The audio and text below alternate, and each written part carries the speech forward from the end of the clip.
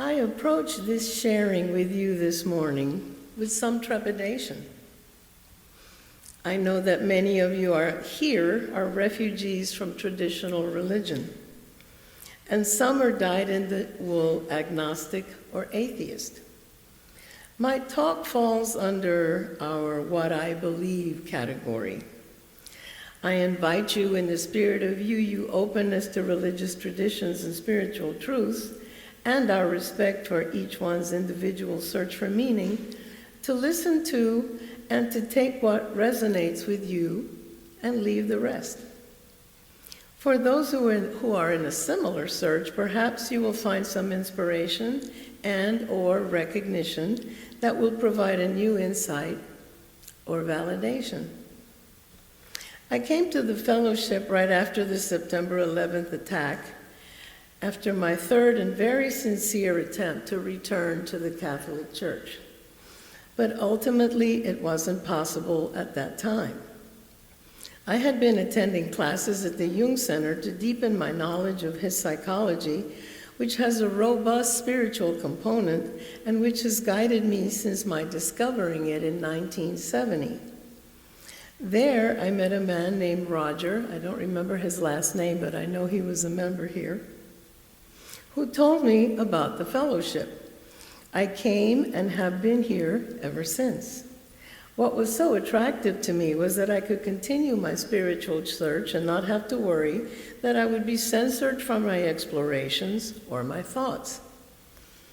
I had to have a spiritual home, and the fellowship was it. I have been coming here for about 25 years. Like many kids who came of age in the 60s, I was a bit of a flower child. I was so optimistic about the dawning of the age of Aquarius, and all those values that we hold dear as UUs were actually going to be advanced with the Civil Rights Act and Lyndon Johnson's Great Society Initiative. So I went east in my spiritual search. First, the Vedanta philosophies of India, then later Buddhism and the Tao. Great teachers like Carl Jung, Paul Tillich, Joseph Campbell, Alan Watts, Houston Smith, Wayne Dyer, Ram Dass, Dean Slider, and many others helped me to discern a certain thread running through all these spiritual views of the nature of reality and how to navigate it as a human being. This thread was named by Aldous Huxley the perennial philosophy. And I became more and more aware that what Jesus spoke about in the Gospels was the same thing. So as the Doobie Brothers song goes, Jesus was just all right with me. But I couldn't get past all the theological incrustations he came packaged in. I was raising my kids and working as a maternity care nurse. I was fully occupied and fulfilled with these endeavors, and though I still kept up my spiritual reading, I was very focused on my external life. And though all this knowledge was inspiring and comforting, it was mostly intellectual. When I turned 50 and my kids were in elementary school and middle school, I started attending classes at the Jung Center to find some coherence for the spiritual longing in my being and the patchwork quilt of spiritual knowledge that I had acquired. I started a second analysis with a very talented Jungian analyst. This analysis was even more transformative than the first that I'd had 30 years earlier in New York City. Spiritually realized people teach not only by sharing their intellectual knowledge, but also transmit their knowledge by their very presence.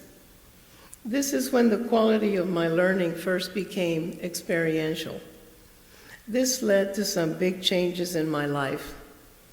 I got this overwhelming drive to do two things: go back to school and finish my degree, and start singing.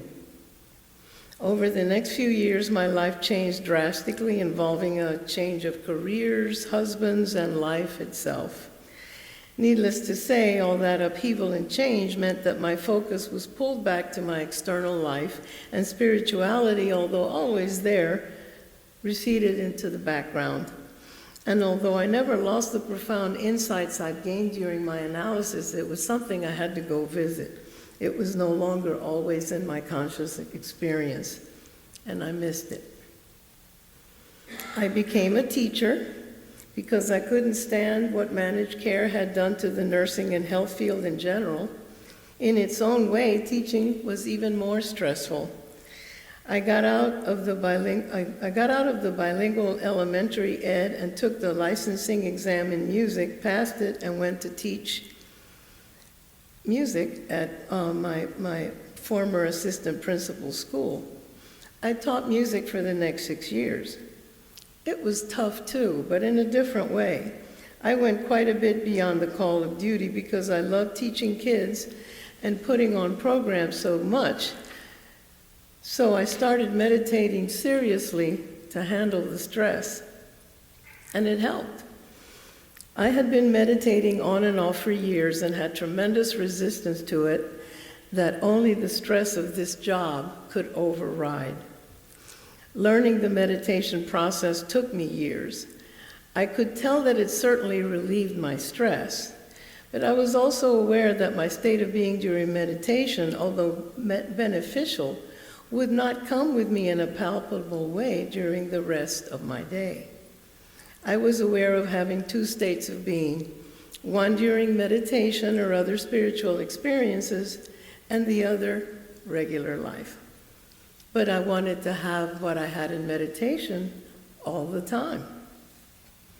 However, I did have sensitivity for special heightened states during special times, such as the final illness and death of my father. I managed his hospice stay and helped both him and my mother through that difficult time, learning every step of the way.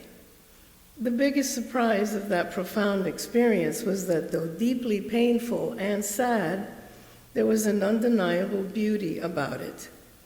It brought us all closer, especially my father and me. We had not had a good close relationship with each other during my formative years, but a lot of that was transcended during those final days. There was a healing presence in the room that I had never before experienced. The same thing happened when my mother passed. I took care of her for the last 9 months or so, and her hospice care was at home with Robert and me. When she became agonal after being unconscious for several days, she woke up. I said, "I love you, Mommy."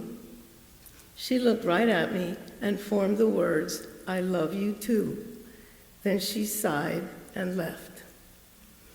I recognized that feeling of presence in the room, which stayed for hours until the funeral home attendants arrived.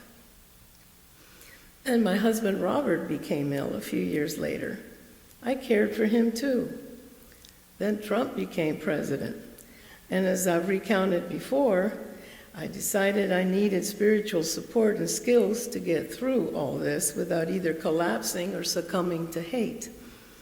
So I joined an online Buddhist Sangha, which taught me ancient skills of Buddhist teachings plus modern neuroscience. The skills I learned there helped me to access that inner presence within myself in meditation. So that fuller place of being began slowly expanding and occupying more and more of my daily experience. Then a fellow attendee at the Sangha introduced me to Father Richard Rohr, a Franciscan friar and spiritual teacher that I had actually seen on Oprah's Super Soul Sunday, which I watched religiously, and was completely charmed by his obvious goodness, amazing ability to articulate difficult concepts clearly and accessibly, and wonderful sense of humor. When my friend was so insistent that I would really like what he had to say, I listened to his videos on YouTube. He had a tremendous impact on me. I got his books, and he gave me a way to look at the movement that Jesus started and what he had to say in a way I could not only live with, but also enthusiastically adopt. He explained the greatness of St. Francis of Assisi and his alternative orthodoxy. St. Francis was Catholic, but he looked at the Jesus story in a very different way from the traditional church. In a segment taken from one of the courses I took on St. Francis from Father Richard's Center for Action and Contemplation, I will quote some of these points. The Franciscan alternative orthodoxy emphasized immediate experience and lifestyle before ideas. As St. Francis said, preach the gospel at all times, and when absolutely necessary, use words. There are 6 points to this alternative orthodoxy. The first point is incarnation instead of redemption. In other words, look at the creation itself and get the divinity from there. The second is cosmos instead of churchiness, which is another way of saying the same thing.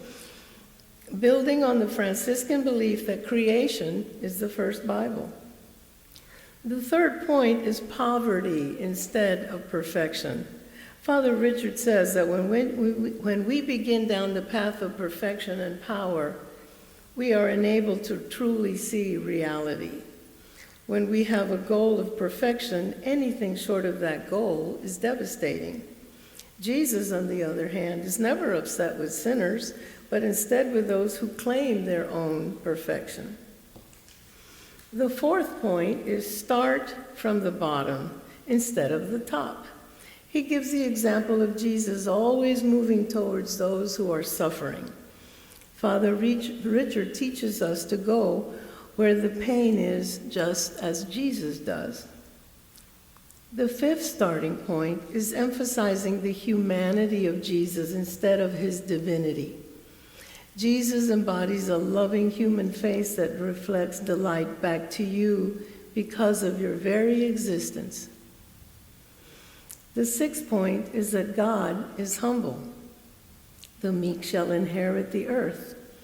This insight opens the soul and enables one to be patient with others and oneself on the spiritual journey. This Franciscan approach to God differs from the way of power and maintaining the status quo. Now, Francis lived in the late 1100s and into the 1200s, so by then the church was totally aligned with the state, and it was an institution of power. This radically changed my feelings about Christianity and gave me a possible way to, at the very least, take what was valuable and workable for me and implement that in my life somehow. I had an opportunity to go to India with spiritual author Philip Goldberg, who specializes in Vedic philosophy, which is a more accurate term for the spiritual religious thought of India, rather than Hinduism, which was a catch-all term coined by the British. I jumped at the chance. Then Phil changed his mind and decided to go to Italy and have a semi-retreat in Assisi as well, and we would also include Florence and Rome, and explore Christian mysticism and in particular St. Francis and St. Clare. The guiding principle of the trip would be the perennial philosophy and to find the commonalities between Christianity and Vedic philosophy. I thought this was quite a synchronicity, a meaningful coincidence. Though disappointed I would not go to India, the fact that we would go to Italy and Assisi in particular was astounding. I signed up immediately. My fellow travelers had traveled with one another to India 4 separate times, so for them it was a family reunion. They have been seasoned meditators and seekers for decades. Many are initiates in several yogic lineages. They took me right in. They were all wonderful. It was a wonderful, I have seldom been with such a large group of deeply compatible human beings in my life. And we were in Assisi.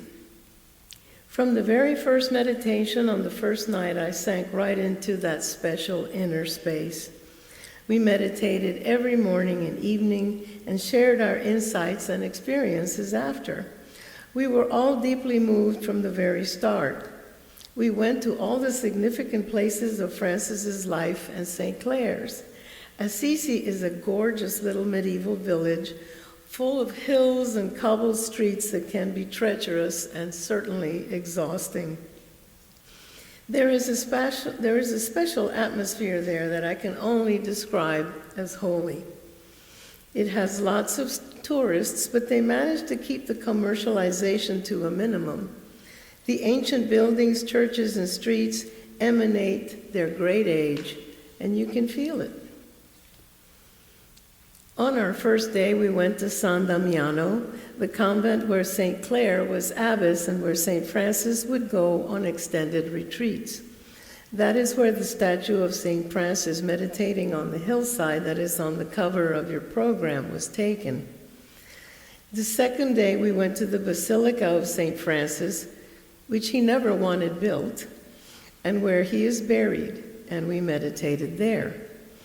I was very taken with the deep respect and devotion my companions had for all our sites, and especially the chapels, churches, cathedrals, and basilicas, for a group of primarily yogic spiritual adepts.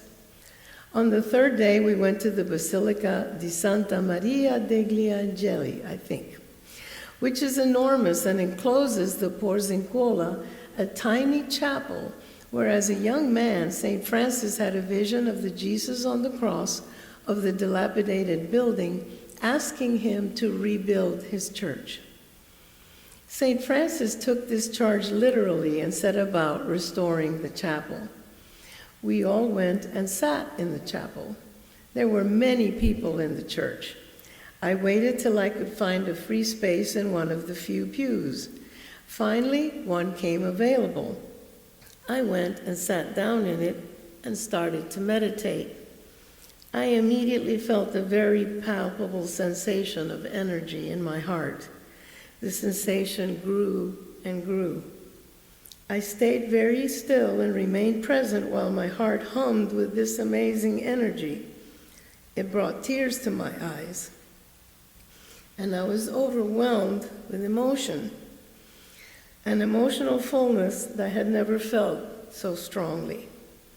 After 15 minutes, I stood up and left and sat on a pew outside, quietly wondering if the feeling would subside. It didn't. So I held on to it, looked around, and went to the transit chapel, which is to the actual place where St. Francis died. The front is separated from the rest of the church by large iron bars. I worked my way to the front, and the energy in my heart became even stronger. Again, I was moved to tears. I stayed there for about 15 minutes and moved away again to give others access to the amazing place. The energy in my heart remained. I went back to the Porzincola chapel with my heart continually vibrating with that energy. The same thing happened again. After another 15 minutes, I left to allow another to enter and went back to the transit chapel. There, the heart energy was even stronger. And then I went back once again to the Porzincola, and then back to the transit again, completely immersed in this wonderful energy. Then I and the others present were asked to leave because they were closing the chapel to start Mass. I was in an altered state. I sat quietly experiencing what I was feeling and waiting for all of us to regroup. I eventually went outside to the plaza and enjoyed the beautiful warm day. Everything felt the same, yet different, like a very loving being was with me. That evening, after our meditation, when asked how it had been for me, I said, I am really surprised, but I found out just how Catholic I still am.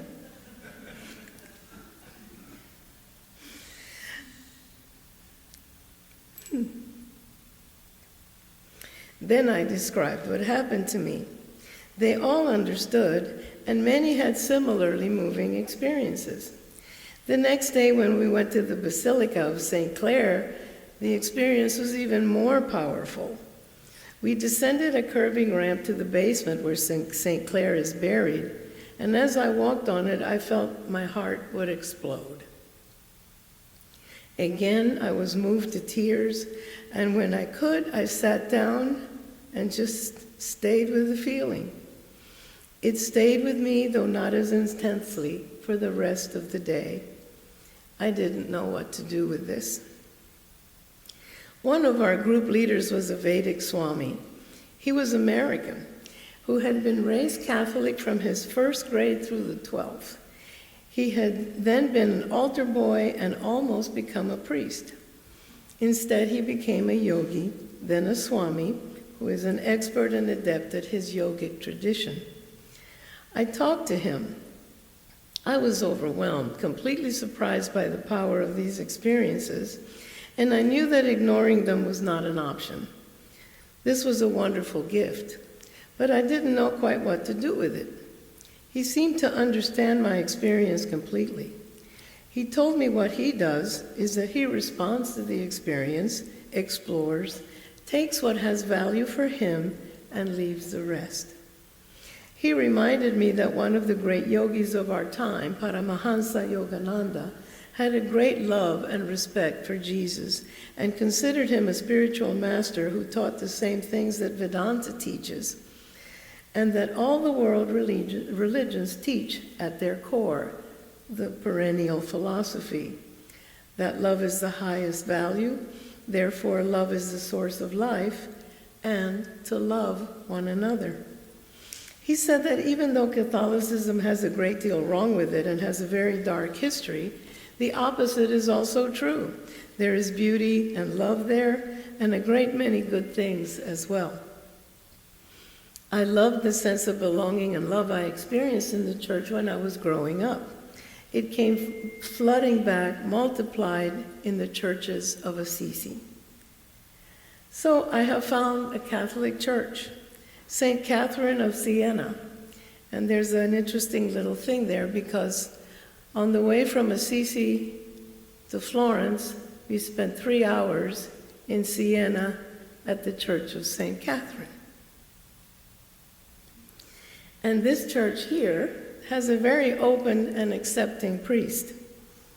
I have been going there for Sunday 4 p.m. Mass, where I listen to his homily, where he speaks of instances in our lives where we can actually take what Jesus said and, like St. Francis, put it into practice. I often feel the same energy when I meditate there and take communion. The best thing is that that state of unity that I experience in meditation follows me into my daily life. I no longer lose it when I stop meditation. It is always palpable, sometimes stronger, oftentimes less so, but all I have to do is turn my attention to it, and there it is. I have also reinforced my commitment that I made when I started with the Buddhist Sangha, not to hate anyone, and also to hold the tension of the opposites in our dualistic world. It's possible to hold both the good and the bad and keep on doing the right thing in whatever situation one finds oneself in. I don't know what I would do in some of the terrible situations that are being perpetrated on people just like you and I today. I hope that the presence that I now feel around me all the time will help me in that eventuality. But short of that, there are plenty of things we can do in our immediate sphere of influence to help benefit and protect our fellow human beings, the other creatures with whom we share the planet, and the planet herself from harm. I am so grateful that I have finally found a way to be in my original spiritual home, and being here at the fellowship paved the way for that to happen. We are all having individual experiences of what it means to be alive, and many of us fall for the illusion of individual separateness, and also for the great illusion that materiality is all there is to existence. But I feel something else, something beyond the universe and matter, holding us all in its embrace. The web of all existence is more than a metaphor, and the awareness of that experience has made life even more meaningful, beautiful, and true for me. Thank you. Amen and namaste.